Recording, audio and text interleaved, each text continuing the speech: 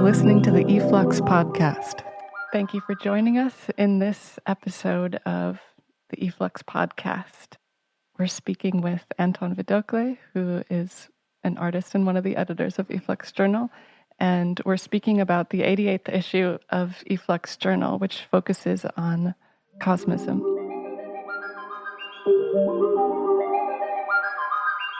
I'm wondering if you can talk a little bit about how you became interested in cosmism, how e-flux has begun to interface with this movement. Yeah, sure.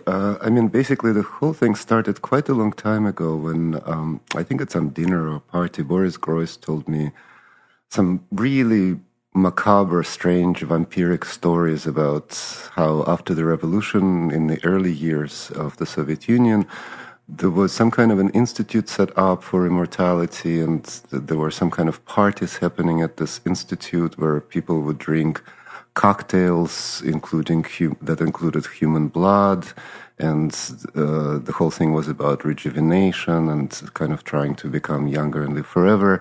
That there were certain artworks being made which were kind of models for some kind of orbiting cemeteries where the bodies of the dead would be preserved in a condition of zero gravity for future resurrection, and kind of many other anecdotal stories of this nature, and they sounded absolutely incredible. I mean, it sounded like a science fiction novel or some kind of a very strange futuristic thing, but I kind of, even though I didn't think that Boris just made it up, but it just seemed too good to be true, you know?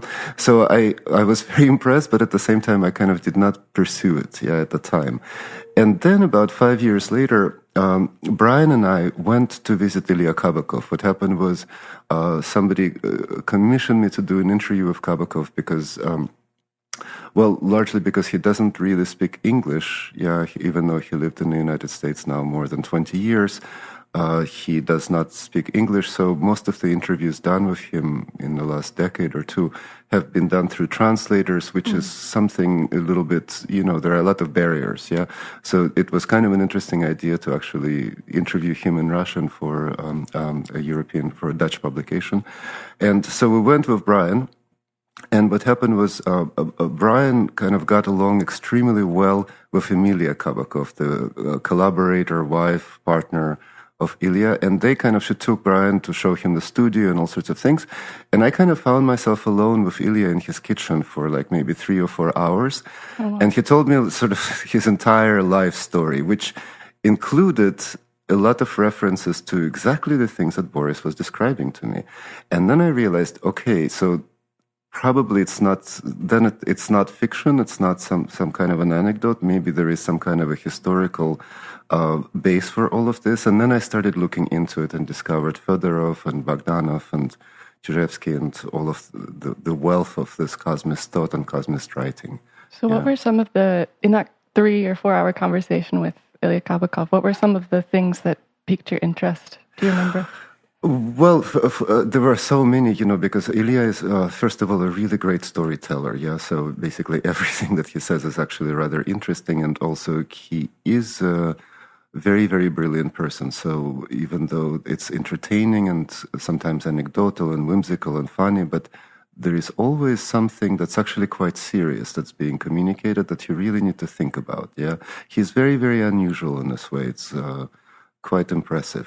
But in terms of cosmism, he has a very negative relationship to it. He sees cosmism as something that's quite similar to communism. And of course, all of his life and most of his work is a kind of a critique of the Russian communist society, critique of how inhumane it was, how it reduced the individual to total irrelevance, vis-a-vis the society, particularly the future society, how it just trampled on lives of people in a goal to achieve something that actually never happened.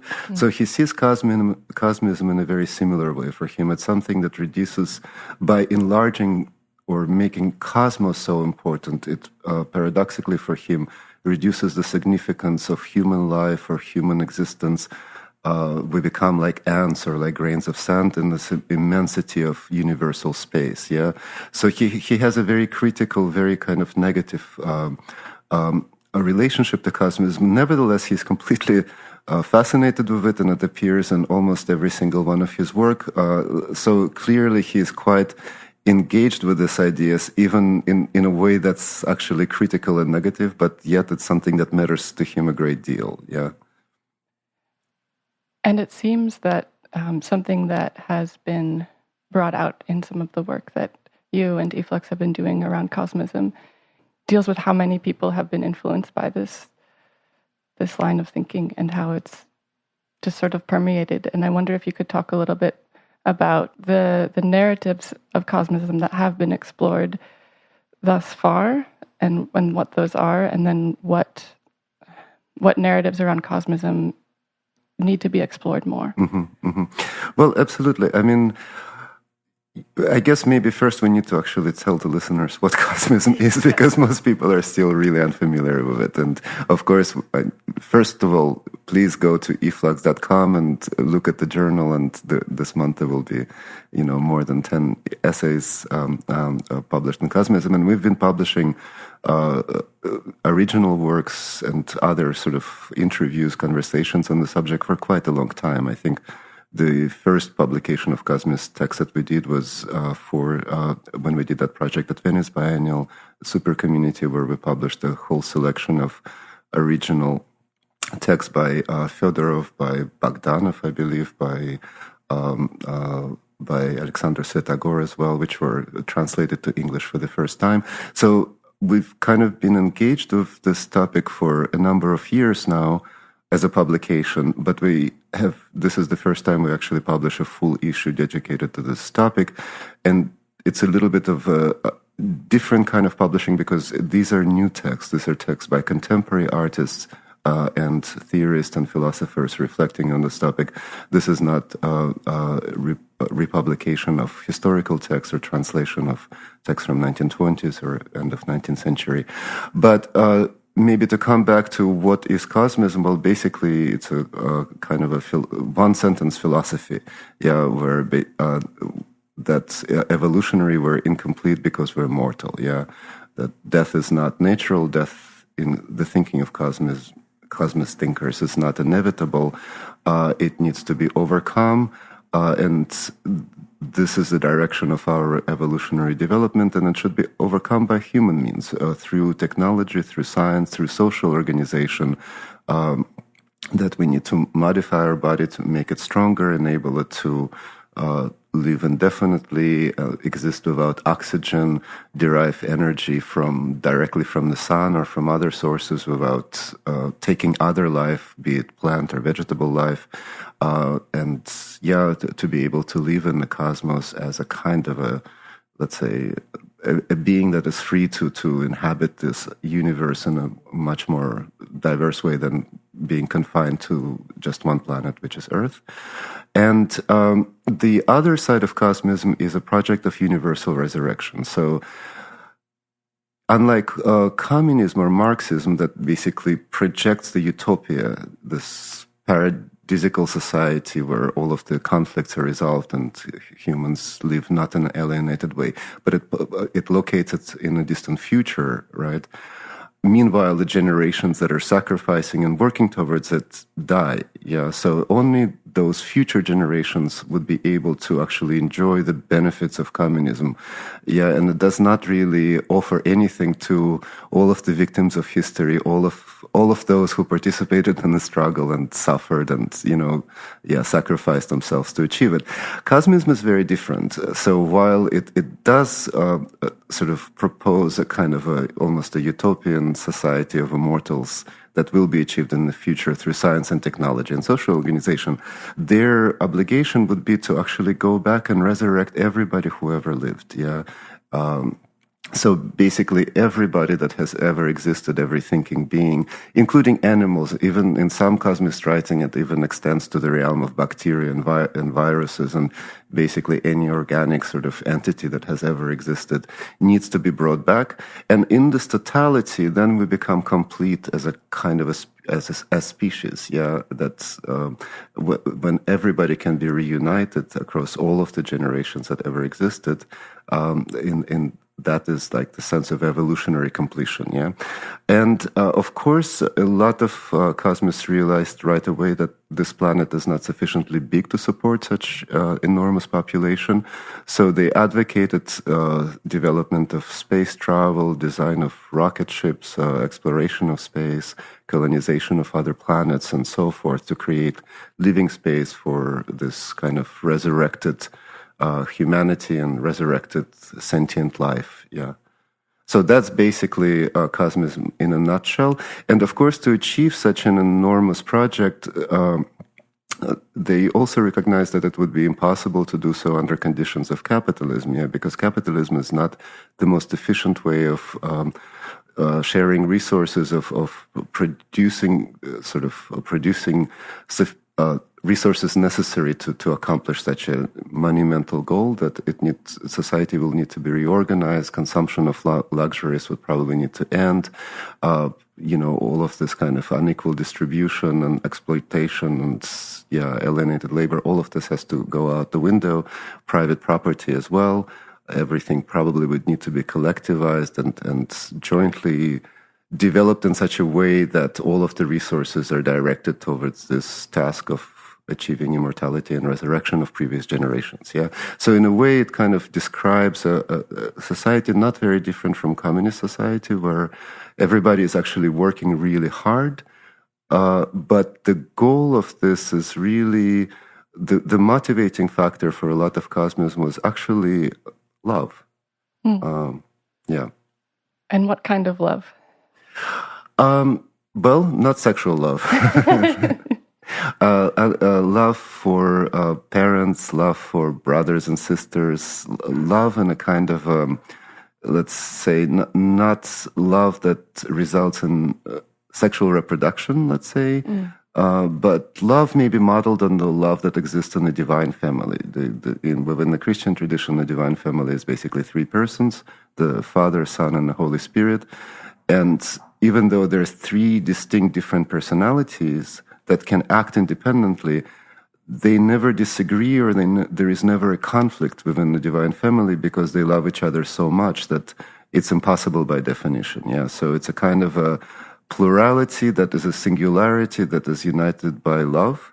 So I think they cosmists wanted to expand this model, yeah, to encompass human society, human relations, yeah, and so forth. You were talking the other day a bit about world building that was at the heart of some cosmist thinkers. I wonder if you could talk a bit about that in our current moment as well. So both, what did some of that world building look like for some of these thinkers that are maybe a little bit less known or a little bit less explored than somebody like Fedorov, who you mentioned is often pointed to as one of the as the forefather of this movement. And then how can we look at those visions today, and what can we take from that as humans, as people in the art world, as artists, as... Yeah, well, world building was very, very important concept. I mean, it was not a singularly important one. Another very important concept was God building, God construction. And it's quite interesting because it's maybe, even though it's maybe rooted in some kind of theological thought, yeah, but ultimately it was embraced by Lenin, Lunacharsky, Gorky. So a project of God building was embraced by early Communist Party, for example, yeah. And basically what it refers to is the capacity of labor to transform things. Labor is almost a kind of a transcendent activity that does not only result in some kind of production of commodities, objects, things, but is transformative of the subject, yeah, transformative of the subject, and at the same time transformative of the world, yeah, and that there is something nearly alchemical to it because it's not merely quantitative, yeah, it's not only about adding, taking away, but there is a substantive transformation that happens as a result of labor, yeah. Of course, we're not talking about alienated labor, yeah, we're probably talking about emancipated labor, creative labor, and creative labor is maybe particularly important for us as artists. Yeah, what actually happens in the process of production of art. What happens to the artist? What happens to the audience? That these are very transformative activities, not merely, kind of, production of stuff. Yeah. So, but I think just to go back a little bit, for Fedorov and the first generation of cosmism, which is, I think we're talking about like 1860s, 1870s, 1880s. At the time, it seems that for most sort of advanced intellectuals of that period, one of the biggest issues or questions or sort of conditions was the kind of the sudden demise of God. Yeah, and we can talk about Nietzsche in that respect and his very famous passage, "God is dead," right? But it seems that this is really like an incredibly pressing problem for 19th century philosophy because, the God and transcendental realm existed as very kind of real presence in the world for thousands and thousands of years, and the transcendental realm was much greater than the physical world, and they were connected in a way economically and in many different ways, so you could basically pay for a confession in Vatican and then receive a better status when you die in the transcendental realm, or, in other cultures, still, let's say in Asia, you could burn effigies of objects that will materialize as physical cars, houses, clothing for your ancestors in the transcendental realm. So this kind of economy is a very kind of important one, And then suddenly this gigantic realm just vanishes, like poof, and it's not there anymore. So how do you deal with that kind of disappearance of something that was larger than any physical manifestation of life, So probably it produced tremendous trauma, And I think there were many different ways to deal with it from, within the realm of philosophy, theory, but religion as well. And I think Fedorov's project, or cosmism, in a way is an attempt to sort of compensate for the death of God by by God building, by construction of God through, by humanity. So humanity, in a sense, becomes godlike in the process of this work towards achieving immortality, resurrecting all of our ancestors, becoming this universal collective entity that inhabits the entire universe, all of its galaxies and stars and planets. And then there is a kind of a really interesting idea that because like the question is, okay, if we're all immortal, if we, live throughout the galaxy, and what do we actually do? Yeah. And Fedorov suggests that we all become artists. Our work is actually kind of an artwork, and what we're doing is that the task then is to teach inanimate matter of the universe, which is the majority of stuff in the universe, to feel and think and be conscious, He felt that as humans, or this, of course, animals as well, we have a kind of a unique capacity to of consciousness, and feeling and thought, and while we should probably learn from inanimate matter how to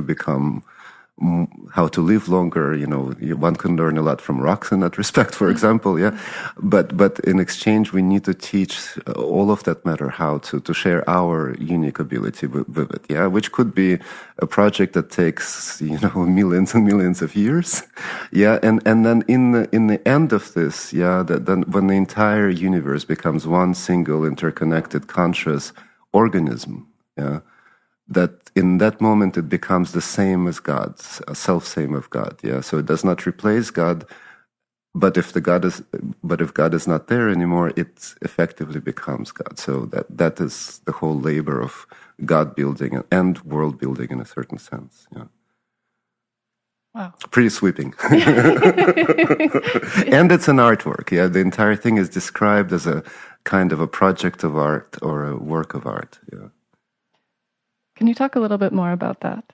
Well, I think, Fedorov is really interesting, also because maybe he was not a typical sort of intellectual philosopher. He's in some ways like so direct in his thinking and so direct in how he makes his connections and associations. And my suspicion, and of course this is very kind of personal take on things, I think he was just going to 19th century museums, which were largely, or museums of art, which probably had landscape paintings, portraits, and things like that. And he kind of realized kind of a very basic thing that, for one thing, what happens with works of art is that they preserve certain kind of likenesses. Yeah, they preserve memory of ancestors, their faces, but at the same time, a work of art is a kind of an inanimate object that can transmit certain kind of emotions. Yeah, it can make you feel certain things. Yeah, so this idea that somehow one could teach inanimate matter to feel or think, to participate in the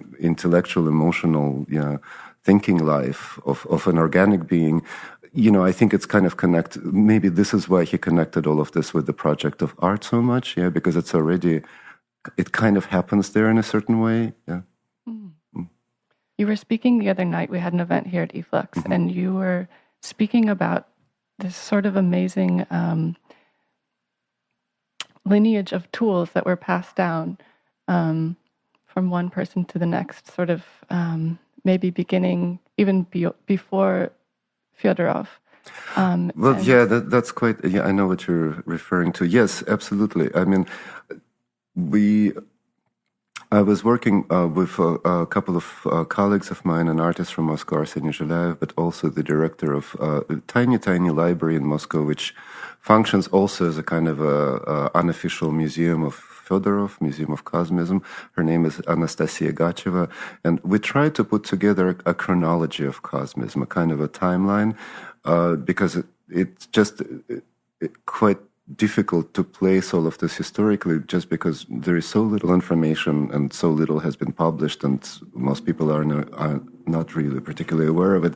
So it was quite important to locate various sort of developments within the field of cosmism and correlate them with other developments in the world, such as, wars, other scientific discoveries, intellectual movements, art movements.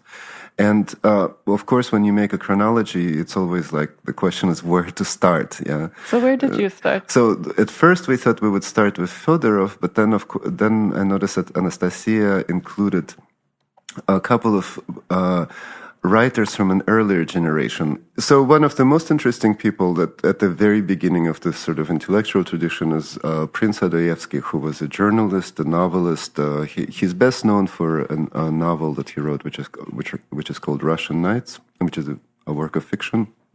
And we're talking like 1840s. But around the same time, he penned something completely unusual. What I think it's basically maybe the first futuristic science fiction novel ever written.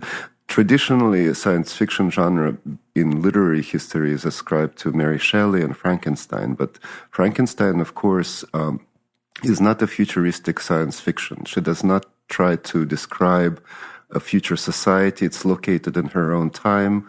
Right, so it does not aim to sort of look into distant future and how to sort of fantasize how people live in it and things like that.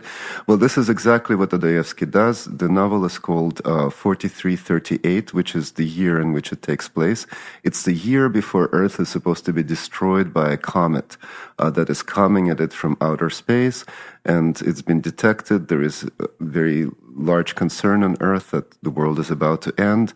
It's narrated through basically a persona of a young Chinese man who is a student at the Central Academy of Beijing, who is basically traveling to Russia, traveling to St. Petersburg, because he thinks that a scientist in St. Petersburg may have technology to deflect this comet and to save the world. And he travels on high-speed electric trains under Caspian Sea, and then flying, hot air balloons, and everybody in year 4338 are already interconnected by telegraph and are communicating with each other all over the world. People read newspapers that are made with liquid crystal screens, which sound suspiciously like our computers. Yeah. Women wear dresses that are actually made, they're electrical and they can change color and pattern based on electrical impulses. So basically one dress can completely change its appearance or configuration, based on how it's programmed. And people eat synthetic foods such as all sorts of acidic extracts and very, very strange things. And instead of drinking wine, they inhale gases, to get stoned at Would parties. Would you say they're vaping, or they're kind of vaping, or it sounds very much like laughing gas, which I don't know if it was already discovered at the time, the effect of it. But so there is a wonderful scene in this novel where there is a party, and then after party they go to a special room and they inhale this gas, and then men and women start flirting and kissing, which I guess in mid-19th century society was like a kind of a really maybe taboo social situation.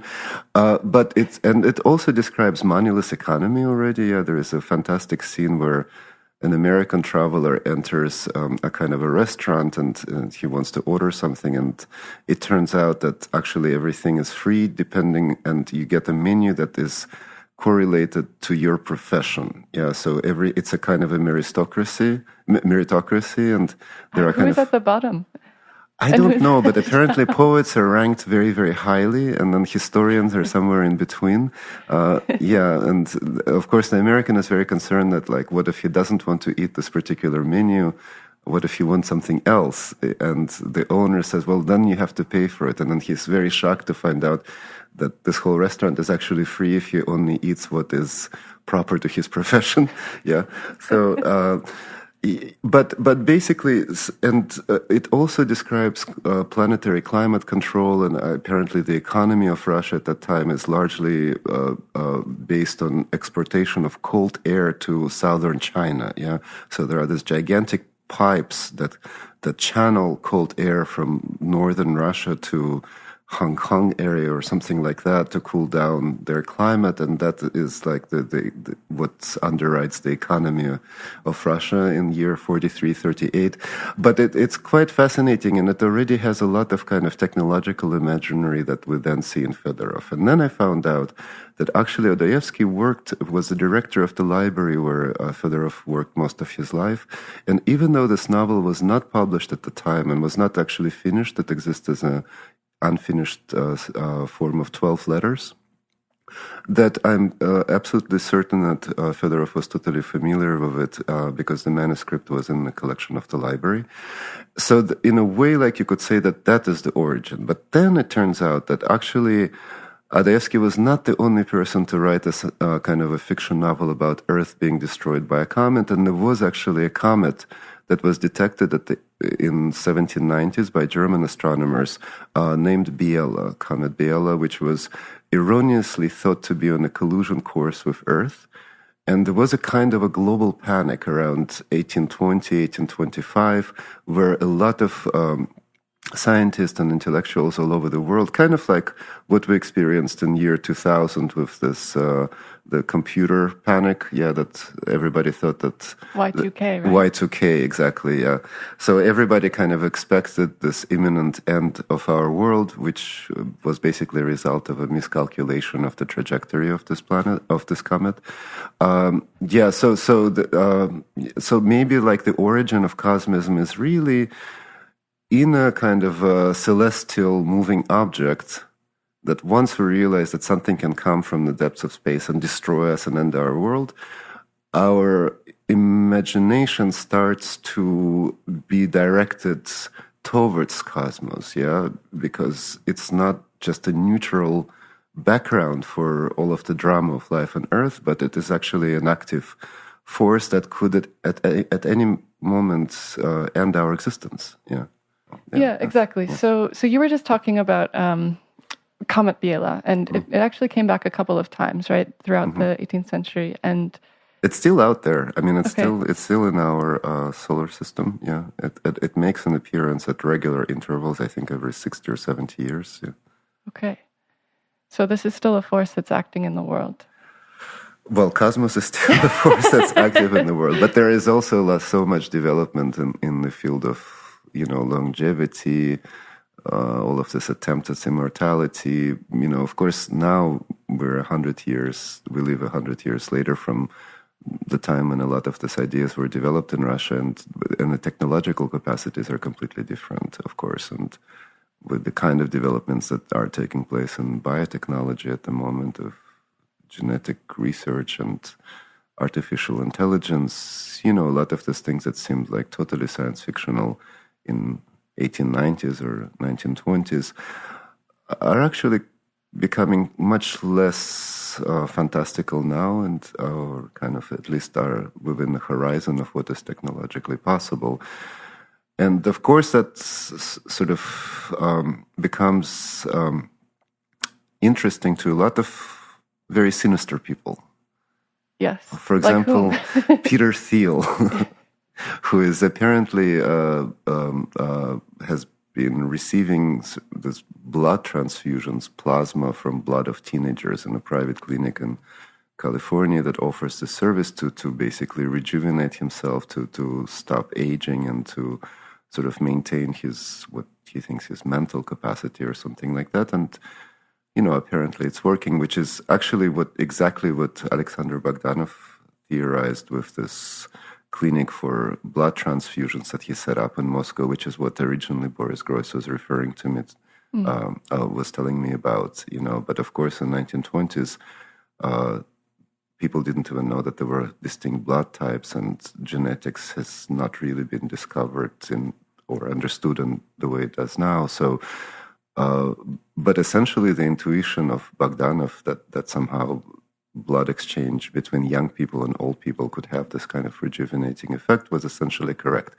Yet there is like a profound and very, very important difference, where Bogdanov envisioned setting up blood banks throughout the entire country and equally sharing this sort of blood transfusion technology between all citizens of the Soviet Union, regardless of their race or class or economic capacity or even intellectual capacity. Basically, it was rejuvenation for all. In Peter Thiel's terms, it's rejuvenation for one, or for those who can afford it. So that becomes a little bit creepy now, because basically, if this technology and if these possibilities are made available to the economic and political elite, then the situation we're in now, which is already not so great, becomes even worse, because all of the unfairness and all of the oppression and all of the injustice basically become indefinite. Because the ruling class is immortal and will never die and will never stop oppressing everybody else, And which is, I think that line of Peter Thiel as literally a vampire and connecting with Bogdanov is something that Hito Starl has been speaking about as well. And so, of course, as you're saying, on the one hand, we have one option for this sort of Bogdanov vision is the Peter Thiel version, the vampire version. What is another option, and in general, how can we take certain lines of cosmos thinking and try to build something rather than destroy? Well, I think it's immortality for all. Excellent. Okay, on that note, thank you so much, Anton. And thank you, Kaye.